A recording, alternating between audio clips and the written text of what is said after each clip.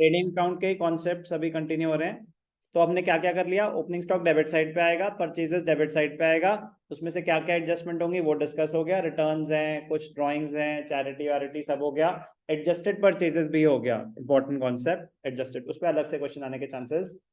काफी हाई होते हैं। डायरेक्ट एक्सपेंसेस, डायरेक्ट एक्सपेंसेस बता चुका हूं आपको already, carriage, cartage, freight, octroi,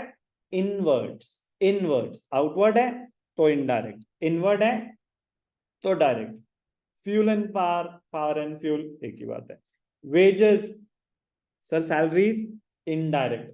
sir अगर वेजेस एंड सैलरीज है तो जो फर्स्ट वर्ड है उसकी ट्रीटमेंट फॉलो होगी, अगर वेजेस एंड सैलरीज है तो वेजेस की ट्रीटमेंट फॉलो होगी, सैलरीज एंड वेजेस है तो सैलरीज की ट्रीटमेंट फॉलो होगी, सैलरीज इनडायरेक्ट माना जाता है, वेजेस डायरेक्ट माना जाता है।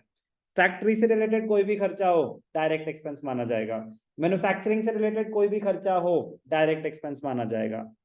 कभी लिखा हो प्रोडक्टिव वेजेस, प्रोडक्टिव एक्सपेंसेस, मतलब प्रोडक्शन से रिलेटेड खर्चा है, मतलब प्रोडक्शन से रिलेटेड खर्चा है। Custom duty, cartage, carriage, cartage, freight, inwards, wages बता चुका हूं, पावर एंड फ्यूल बता चुका हूं, ये इंपॉर्टेंट आइटम है। बातों बातों में तो ये भी डिस्कस किया था कंज्यूमेबल स्टोर्स, याद है कंज्यूमेबल स्टोर्स, मैंने कहा था कि मेरे पास कोई कील व्हील पड़ी हुई थी, कुछ छोटे मोटा सामान पड़ा हुआ था, मैन्युफैक्चरिंग में यूज हो गया, तो कंज्यूमेबल स्टोर्स वो होता है कि आपके पास कुछ सामान पड़ा हुआ था जो मैन्युफैक्चरिंग के टाइम यूज हो गया, मटेरियल, मटेरियल कुछ भी पड़ा हुआ था यूज हो गया।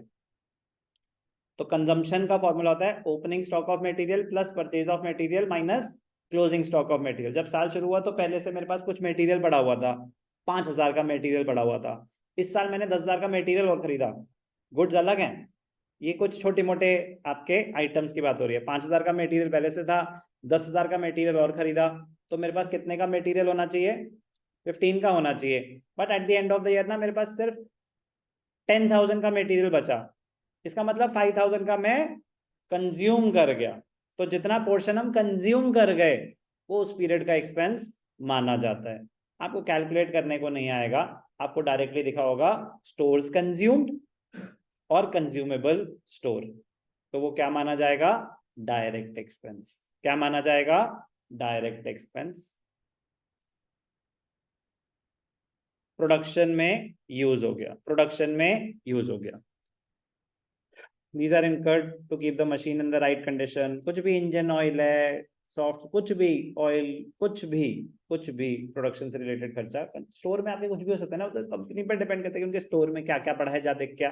कभी होता है ना, तो बट मैन्युफैक्चरिंग और प्रोडक्शन के टाइम वो चीज यूज हो गई। क्लियर, कोई डाउट? ठीक है, डायरेक्ट एक्सपेंसेस, सेल्स रिटर्न हम ऑलरेडी डिस्कस कर चुके हैं, क्लोजिंग स्टॉक, क्लोजिंग स्टॉक